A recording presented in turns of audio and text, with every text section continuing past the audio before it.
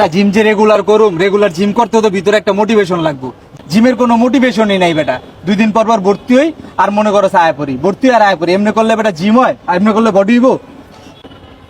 দোস্ত, আমার মনে হয় কি জানোস, তোর জিমের মোটিভেশন পাইতে হলে তোর মনের ভিতরে একটা ব্যথা দরকার, মনের ভিতরে একটা কষ্ট দরকার।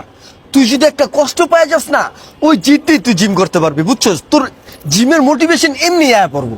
আরে বেটা, কষ্ট পাইতে হলে তো ভিতরে একটা কষ্ট রাখতে হবে। আমার ভিতরে কোনো কষ্টই নাই, কেমনে পামু?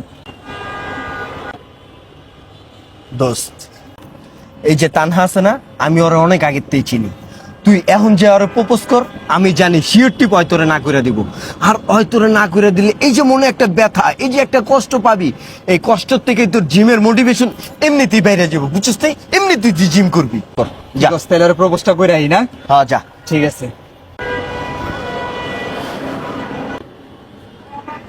তানহা, শোনো না,